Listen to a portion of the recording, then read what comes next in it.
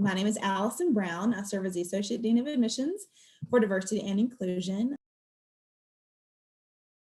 I have been at Furman for the past 10 years. And initially I came on board with the Office of Admissions as the transfer coordinator in 2010. And so, with my background in higher education being roughly about 13 years collectively, that was a great way for me to work with the population that I had not yet worked with before. Transfer students, not a lot of travel at the time, still growing family. But then the more I kind of grew in working with that population of students, I began to have bigger questions about how are we serving the students of Greenville County.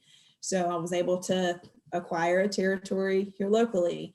And then the next question was, well, why are we not providing programs or access for other populations of students? And so that paired with the synergy from other counselors, in the mid 2010s-ish era, it all kind of evolved into what we now know as diversity recruitment. And so a former colleague and good friend of mine initially, created an opportunity for herself in working with diversity recruitment.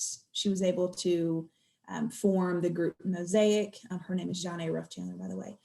And so, really I was her backup, her partner in just facilitating the Mosaic group and just being a second advisor. Fast forward to a couple more years, we had another counselor, her name is Jennifer Gutierrez Caldwell, who's no longer at Furman, but she was the next in line to take over diversity recruitment, again, overseeing Mosaic, working with our diversity programs. And then when she left, it was offered to me to just lead that moving forward, which by that time I was very, very ready and had some more ideas to incorporate in terms of the inclusion piece of it. So now when we communicate with students, we're not just connecting them with students, we're not just offering diversity programs, but there's a multifaceted approach to reaching diverse populations of students. So that's probably the short version of the long story of my participation thus far here in admissions.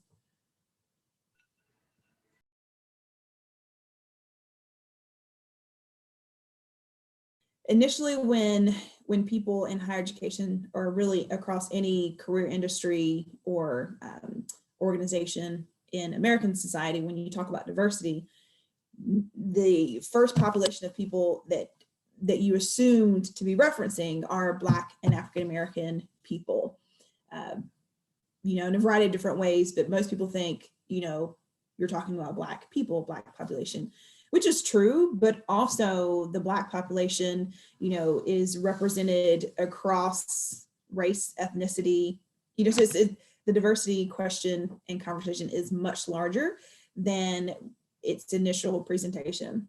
So that right there is directly tied to what I oversee now in terms of how are we as Furman, how are we getting into markets where there are diversely represented higher populations of students of color, not just our Black students, but also our Hispanic students, our Native students, and so forth and so on.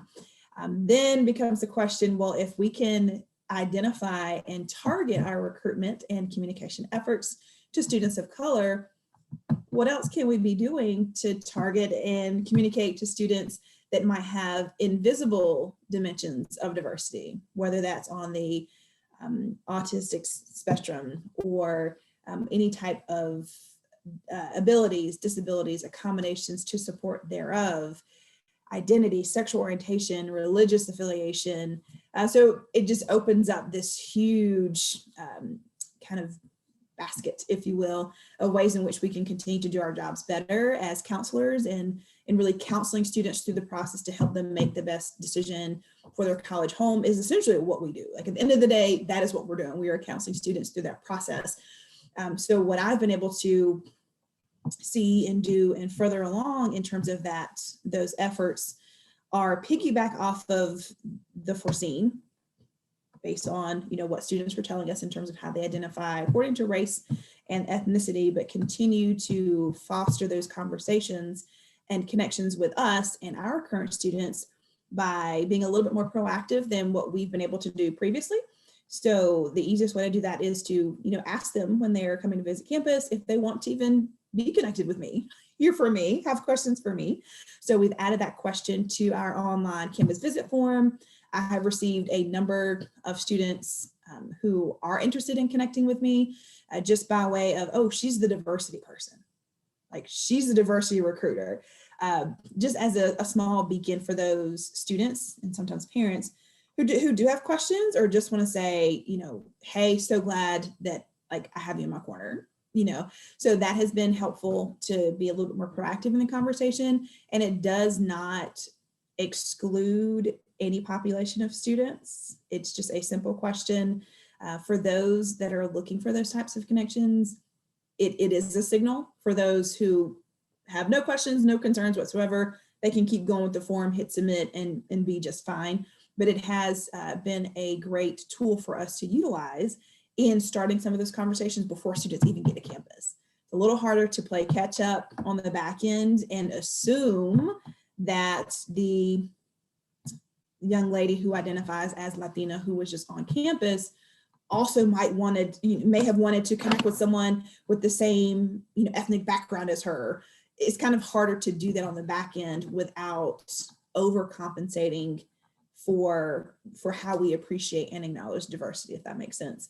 So we've been able to be proactive in that way. We've done a number of things with adding layers of communication to our overall communication strategy.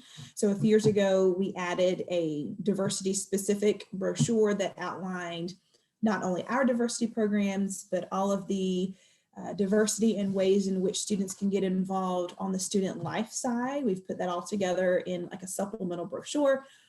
So we've sent that out for a number of years. This year we sent it out to everybody. Usually we will supplement one of our larger pieces with this diversity brochure that just goes to non-white students. But now, does it even make sense to exclude those at large? No.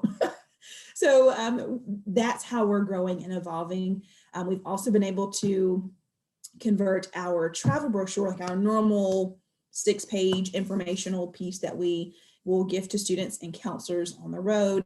We've been able to convert that to Braille for students who need to be able to communicate via Braille. So we have, several of those on in our office as a resource, or for parents or any other family members who might need that accommodation. So we're just trying to be proactive in that regard and think ahead in terms of how can we, make families comfortable, ways in which that we can engage with students, because what we don't want to do is miss a population of students who can indeed be successful at Furman. So as an institution, we're continuing to learn what we can do to improve and be better. So a part of my job that essentially I think I've adapted just over time is to replicate that in how we work with students and how we communicate with students.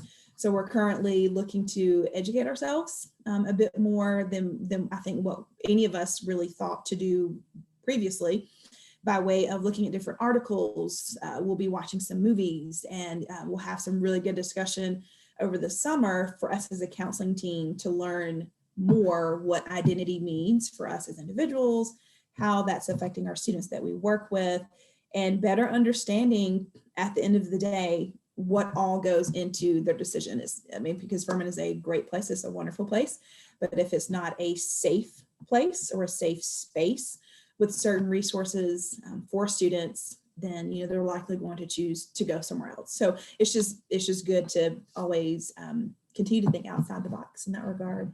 So that's probably a longer response to your question, but those are just some things that we've been able to put in place formally, but then also educate ourselves to have those conversations more comfortably. I think I'm the queen of having hard conversations. I love it. I am here for it. But maybe the rest of my colleagues are not as comfortable quite yet. So instead of saying, well, go talk to Allyson, or, we have a diversity person on staff, it should not be that way. Diversity is all of our responsibility. So we're at that point now so that we can learn, have those mistakes with each other, in terms of the language and how you reference certain groups of people, and, and how you should professionally, talk and interact with a diverse representation of people, because you just never know who you're talking to. So we're at that point now, so where we can continue to grow as professionals and ultimately do our jobs better.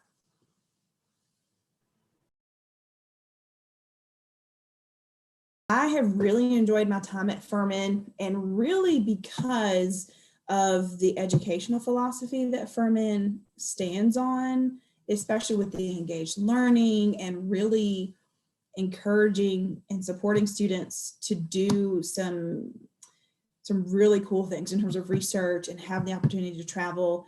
I see it and I appreciate it differently as an adult. So, conveying that message to a 17, 18-year-old student is so magical. Like, it's really, really neat to see the light bulb go off when they understand how Furman can really help them in their overall journey in life, their career selection, engaging with other students that are like-minded in a lot of different ways, but also, contrastingly different at the same time.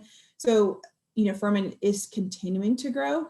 So it's really, for me, that's why I enjoy being at Furman. It's like Furman's not done. It's not perfect, and they, wash their hands clean and they're just kind of letting things roll. They're continuing to grow. They're continuing to learn. So that motivates me to also want to continue to learn, continue to grow. So it's just a good atmosphere, all in all, to be a part of as a professional, because everything about it is so innovative and forward thinking that it kind of makes you want to be better too.